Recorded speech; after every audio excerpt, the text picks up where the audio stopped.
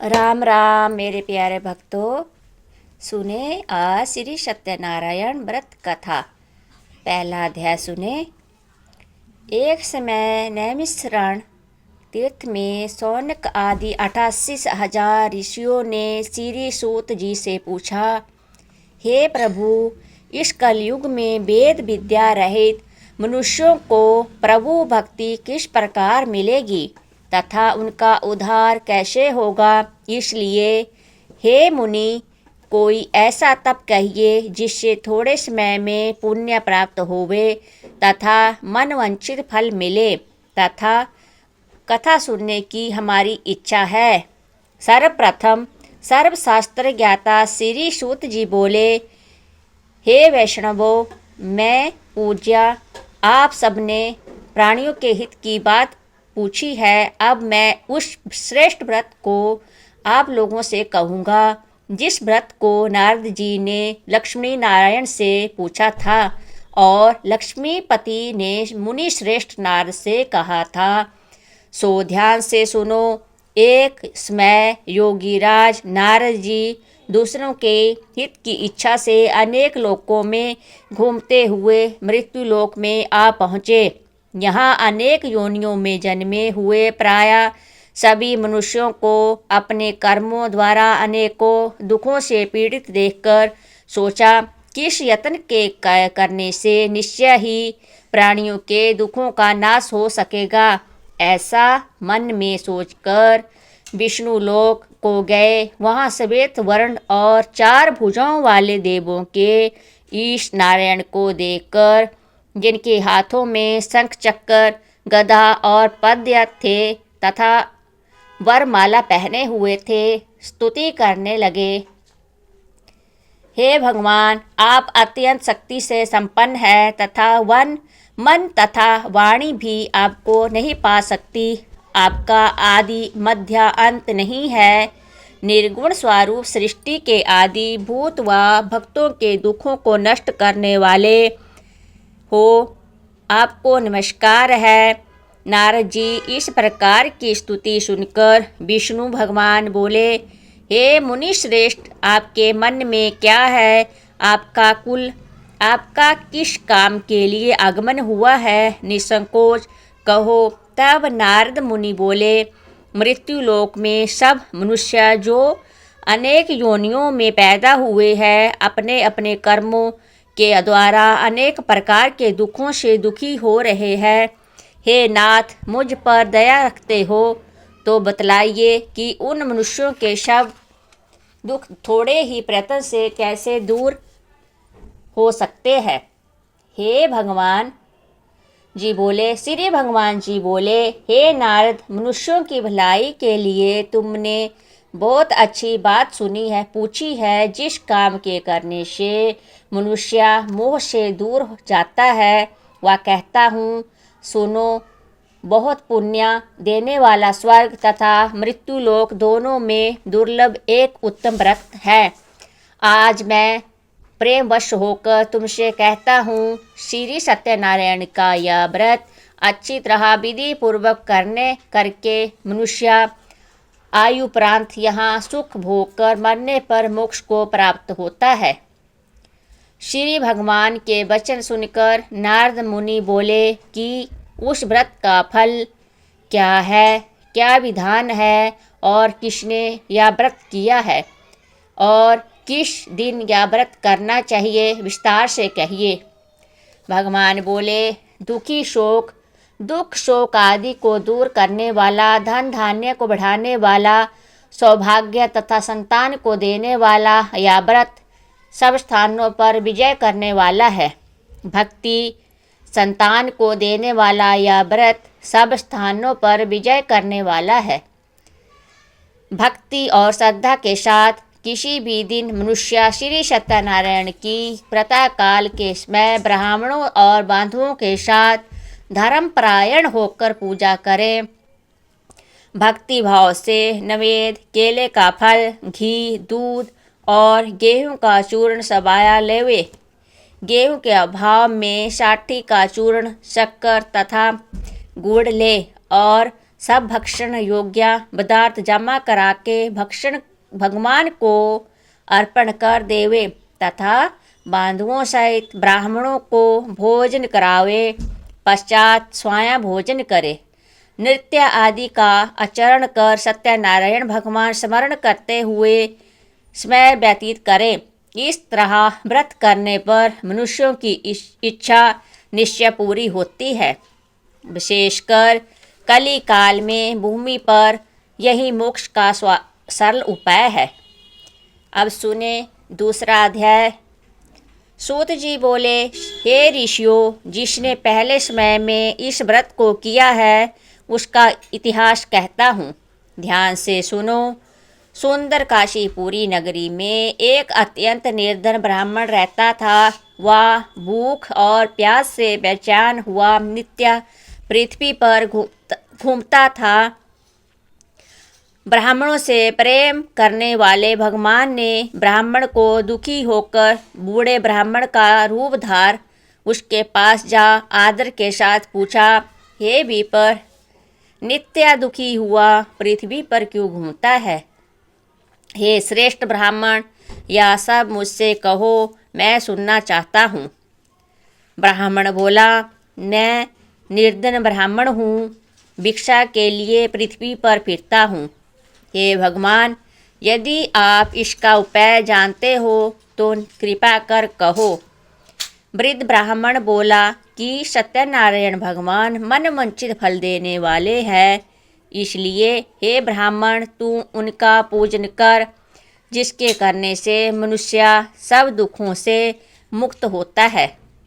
ब्राह्मण का व्रत का सारा विधान बतलाकर बूढ़े ब्राह्मण का रूप धारण करने वाले सत्यनारायण भगवान अंतर्ध्यान हो गए। जिस व्रत को वृद्ध ब्राह्मण ने बतलाया है, मैं उसको करूँगा, या निश्चय करने पर उसे रात में नींद भी नहीं आई। वह सवेरे उठ सत्यनारायण के व्रत का निश्चय कर भिक्षा के लिए चला। उसको भिक्षा में बहुत धन मिला, जिससे बांधुओं के साथ उसने सत्यनारायण का व्रत किया। इसके करने से वह ब्राह्मण सब दुखों से छूटकर अनेक प्रकार के संपत्तियों से युक्त हुआ। उस समय से वह ब्राह्मण हर मास व्रत करने लगा। इस तरह सत्यनारायण भगवान के व्रत को जो करेगा वह मनुष्य सब दुखों से छूट जाएगा। इस तरह नारद जी से नारायण का कहा हुआ यह व्रत मैंने तुमसे कहा। हे विप्रो, मैं अब और क्या कहूँ? ऋषि बोले, हे मुनीश्वर, संसार में सब इस ब्राह्मण से सुनकर किस किस ने इस व्रत को किया, हम यह सब सुनना चाहते हैं। इसके लिए हमारे मन में श्रद्धा है। सूत जी बोले, हे मुनियों, जिसने इस व्रत को किया है वह सब सुनो। एक समय एक ब्राह्मण धन और ऐश्वर्य के अनुसार बांधुओं के साथ व्रत करने को तैयार हुआ। उसी समय एक लकड़ी बेचने वाला बूढ़ा आदमी आया और बाहर लकड़ियों को रखकर ब्राह्मण के मकान में गया।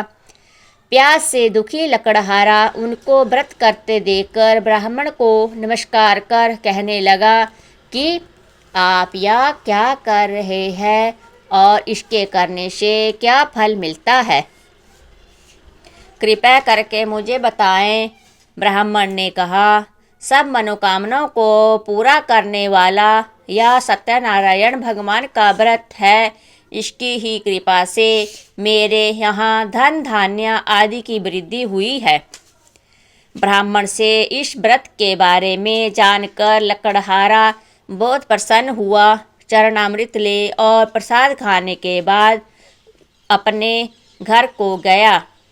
लकड़हारे ने अपने मन में इस प्रकार संकल्प किया कि आज नगर में लकड़ी बेचने से जो धन मिलेगा उसी से सत्यनारायण देव का उत्तम व्रत करूँगा।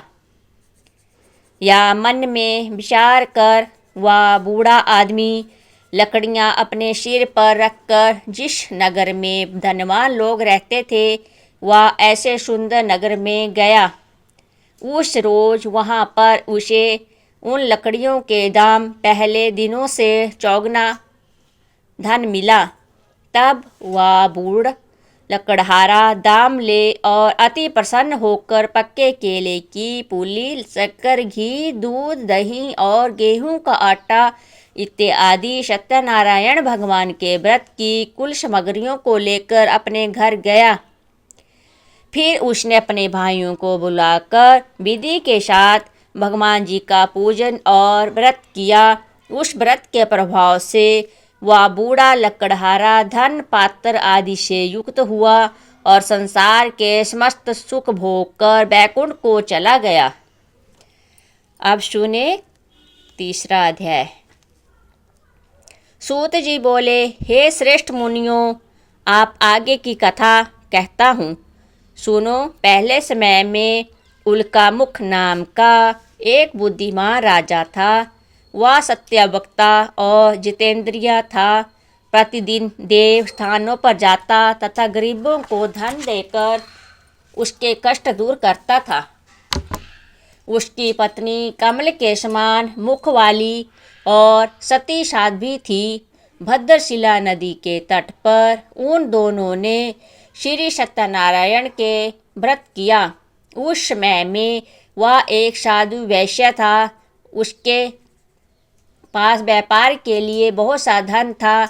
वह नाव को किनारे पर ठहराकर राजा के पास आ गया और राजा को व्रत करते हुए देखकर विनय के साथ पूछने लगा, हे राजन, भक्ति युक्त चित्त से या आप क्या कर रहे हो? मेरा सुनने की इच्छा है, सो आप या मुझे बताइए। राजा जी बोले, हे साधु, अपने बंधुओं के साथ पुत्र आदि की प्राप्ति के लिए या महाशक्तिवान सत्यनारायण भगवान का व्रत व पूजन किया जा रहा है।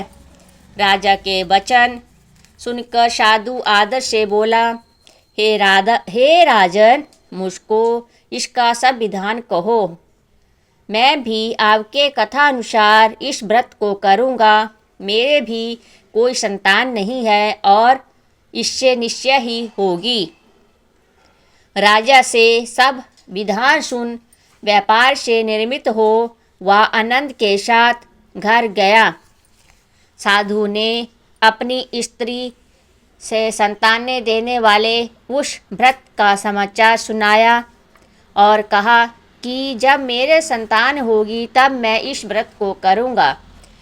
साधु ने ऐसे वचन अपनी स्त्री लीलावती से कहे। एक दिन उसकी स्त्री लीलावती पति के साथ आनंदित हो संसारिक धर्म से प्रवृत्त होकर सत्यनारायण भगवान की कृपा से गर्भवती हो गई तथा 10वें महीने में उसके एक सुंदर कन्या का जन्म हुआ। दिनों दिन वह कन्या इस तरह बढ़ने लगी जैसे शुक्ल पक्ष का चंद्रमा बढ़ता है। कन्या का नाम लीलावती रखा गया। तब लीलावती ने मीठे शब्दों से अपने पति से कहा कि जो आपने संकल्प किया था कि भगवान मैं का व्रत करूँगा, अब आप उसे करिए। साधु जी बोले, हे विप्रे, इसके विवाह पर करूँगा। इस प्रकार अपनी पत्नी का आश्वासन दे वह नगर को गया। कलावती पितृगृह में वृद्धि को प्राप्त हो गई। साधु ने जब नगर में सखियों के साथ अपनी पुत्री को देखा तो तुरंत दूत बुलवाकर कहा कि पुत्री के वास्ते कोई सुयोग्य वर देखकर लाओ। साधु की आज्ञा पाकर दूत कंचन नगर में पहुंचा और वहां पर बड़ी खोज कर देखभाल कर लड़की के लिए सुयोग्य बड़िक पुत्र को ले आया। उस सुयोग्य लड़के को देखकर साधु ने अपने बांधुओं सहित प्रसन्नचित्त अपनी पुत्री का विवाह उसके साथ कर दिया। किंतु दुर्भाग्य से विवाह के समय भी उस व्रत को करना भूल गया। तब श्री भगवान क्रोधित हो गए और श्राप दिया कि तुम्हें दारुण दुख प्राप्त होगा। अपने कार्य में कुशल साधु बनिया जमाता सहित समुद्र के समीप स्थित रत्नपुर नगर में गया और वहाँ दोनों ससुर जमाई चंद्रकेतु राजा के उस नगर में व्यापार करने लगे। एक रोज भगवान सत्यनारायण की माया से प्रेरित कोई चोर राजा के धन चुराकर भागा जा रहा था, किंतु राजा के दूतों को आता देखकर चोर ने घबराकर भागते हुए राजा के धन को चुपचाप रख दिया जहाँ वो ससुर जमाई ठहरे हुए थे। तब दूतों ने उस साधु वैश्य के पास राजा के धन को रखा देखा तो वो दोनों को बांध ले गए और प्रसन्नता से दौड़ते हुए राजा के समीप जाकर बोले, या दो चोर हम पकड़ कर लाए हैं, कृपया आज्ञा दे। तब राजा की आज्ञा से उसको कठोर कारावास में डाल दिया और उनका धन छीन लिया। सत्यनारायण भगवान के श्राप द्वारा उनकी पत्नी भी घर पर बहुत दुखी हुई और घर पर जो धन रखा था चोर चुराकर ले गए। शारीरिक व मानसिक पीड़ा तथा भूख प्यास से अति दुखित हो अन्न की चिंता में कलावती एक ब्राह्मण के घर गई। वहाँ उसने सत्यनारायण भगवान का व्रत होते देख फिर कथा सुनी तथा प्रसाद ग्रहण कर रात को घर आई। माता ने कलावती से कहा, हे पुत्री, अब तक कहाँ रही व तेरे मन में क्या है? कलावती बोली, हे माता, एक ब्राह्मण के घर श्री सत्यनारायण भगवान का व्रत देखा है। कन्या के वचन सुनकर लीलावती भगवान के पूजन की तैयारी करने लगी। लीलावती ने परिवार और बांधुओं सहित श्री सत्यनारायण भगवान का पूजन किया और वर मांगा कि मेरे पति और दामाद शीघ्र आ जावे। राजा की प्रार्थना की और हम सबका अपराध क्षमा करो। सत्यनारायण भगवान इस व्रत से संतुष्ट हो गए और राजा चंद्रकेतु को स्वप्न में दर्शन देकर कहा, हे राजन, दोनों वैश्यों को प्रातः ही छोड़ दो और उनका सब धन जो तुमने ग्रहण किया है दे दो, नहीं तो मैं तेरे धन राज्य पुत्र आदि सब को नष्ट कर दूंगा। राजा से ऐसे वचन कहकर भगवान अंतर्ध्यान हो गए। प्रातःकाल राजा चंद्रकेतु ने सभा में अपना स्वप्न सुनाया, फिर दोनों वणिक पुत्रों को कैद से मुक्त कर दिया। सभा में बुलाया। दोनों ने आते ही राजा को नमस्कार किया। राजा मीठा वचन से बोला, हे महाअनुभवो, भाविवश ऐसा कठिन दुख प्राप्त हुआ है, अब कोई भय नहीं। ऐसा कहकर राजा ने उनको नए नए वस्त्र भूषण पहनाए तथा उनका जितना धन लिया था उससे दुगना धन देकर आदर सहित विदा किया। दोनों वैश्या अपने घर को चल दिए। अब सुने चौथा अध्याय। सूत जी बोले, वैश्य ने मंगलाचार्य यात्रा करके यात्रा आरंभ की और अपने नगर को चला। उनके थोड़ी दूर निकलने पर दंडी वेशधारी सत्यनारायण ने उनसे पूछा, हे साधु, तेरी नाव में क्या है? अभिमानी वणिक हंसता हुआ बोला, हे दंडी, आप क्यों पूछते हो? क्या धन लेने की इच्छा है? मेरी नाव में तो बेल और पत्ते भरे हुए हैं। वैश्य का कठोर वचन सुनकर भगवान ने कहा, तुम्हारा वचन सत्य हो। दंडी ऐसा कहकर वहाँ से दूर चले गए और कुछ दूर जाकर समुद्र के किनारे बैठ गए। दंडी के जाने पर वैश्य ने नित्य क्रिया करने के बाद नाव को ऊंची उठा देखकर अचंभा किया और नाव में बेल पत्तर आदि देखकर मूर्छित हो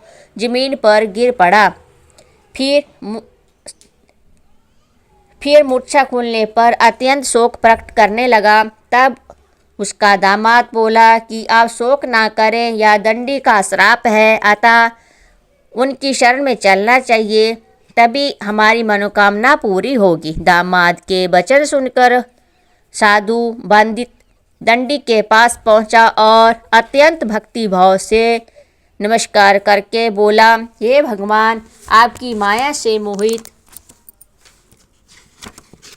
ब्रह्मा आदि भी आपके रूप को नहीं जानते, तब मैं अज्ञानी कैसे जान सकता हूँ। आप प्रसन्न होइए, मैं सामर्थ्य के अनुसार आपकी पूजा करूँगा। मेरी रक्षा करो और पहले के समान नौका में धन भर दो। उसके भक्ति युक्त वचन सुनकर भगवान प्रसन्न हो उसकी इच्छा अनुसार का वर देकर अंतर्ध्यान हो गए। तब उन्होंने नाव पर आकर देखा कि नाव धन से परिपूर्ण है। फिर वह भगवान सत्यनारायण का पूजन कर साथियों सहित अपने नगर को चला। जब अपने नगर के निकट पहुंचा, वह तथा दूत को घर भेजा। दूत ने साधु के घर जा उसकी स्त्री को नमस्कार कर कहा कि हे साधु, अपने दामाद सहित इस नगर के समीप आ गए हैं।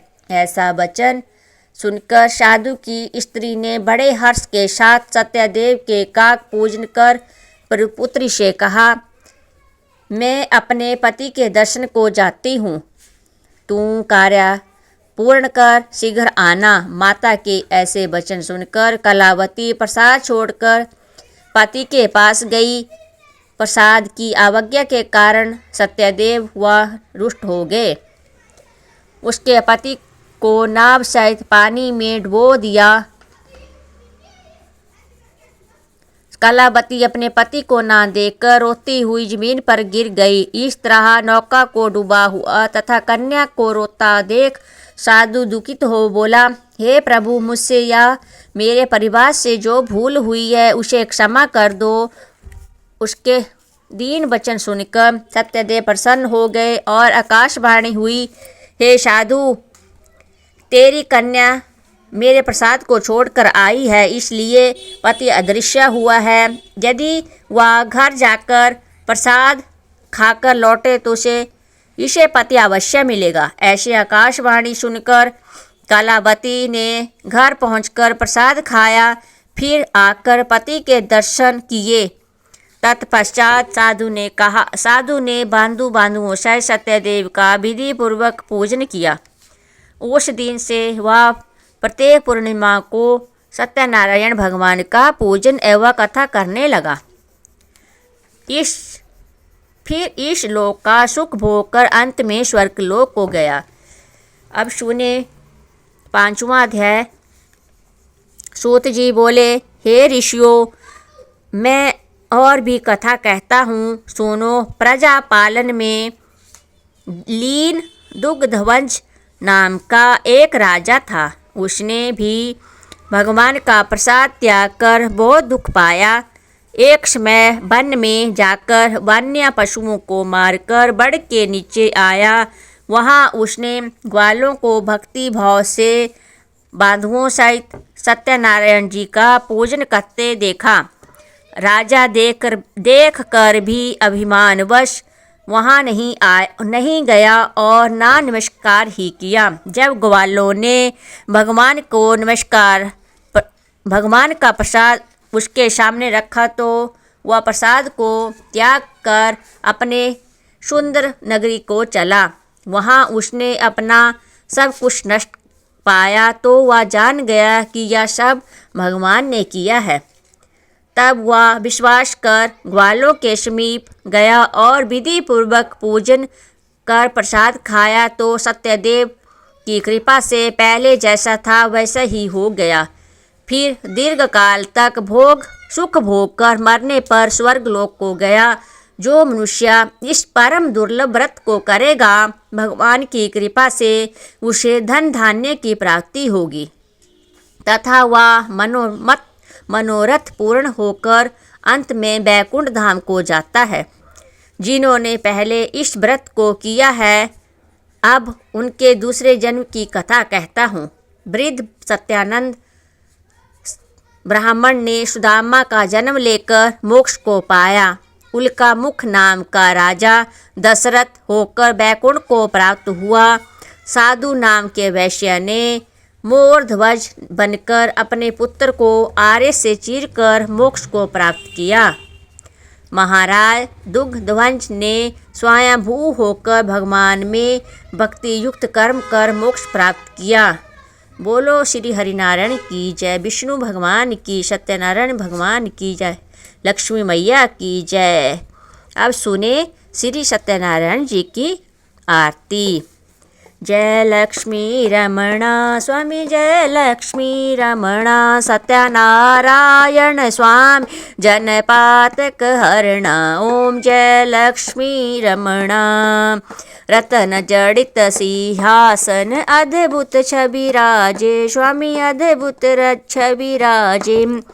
नारद करत निरंजन घंटा ध्वनि बाजे। ओम जय लक्ष्मी रमणा। प्रकट भयो कलिका कारण दिज को दर्श दियो, स्वामी दिज को दर्श दियो। बूढ़ो ब्राह्मण बन कर कंचन महल कियो।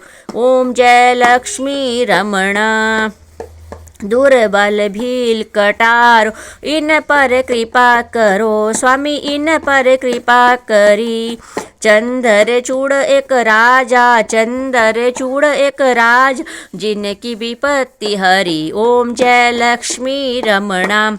वैश्या मनोरथ पायो, स्वामी वैश्या मनरथ पायो, शरदा तज कीन। ओम जय लक्ष्मी रमणा। सो फल भोग्यो प्रभु जी फिर स्तुति कीनी, स्वामी फिर स्तुति कीनी। भाव भक्ति के कारण छिन छिन रूप धर्यो। जय लक्ष्मी रमणा। शरदा धारण कीनी तिनको काज सर्यो, स्वामी तिनको काज सर्यो। ग्वाल बाल संग राजा बन में भक्ति करी। ओम जय लक्ष्मी रमणा। मन वंचित फल दीनो दीन दयाल हरि, स्वामी दीन दयाल हरि। ओम जय लक्ष्मी रमणा। चढ़त प्रसाद सवाया कदली फल मेवा, स्वामी कदली फल मेवा। धूप दीप तुलसी से राजी सत्यदेवा। ओम जय लक्ष्मी रमणा। श्री सत्यनारायण जी की आरती जो कोई नर गावे, स्वामी जो कोई प्रेम सहित गावे। कहत शिवानंद स्वामी मन वंचित फल पावे। जय लक्ष्मी रमणा। स्वामी जय लक्ष्मी रमणा। सत्यनारायण स्वामी जनपातक हरणाम। जय लक्ष्मी रमणा। बोलो सत्यनारायण भगवान की जय, विष्णु लक्ष्मी मैया की जय हो।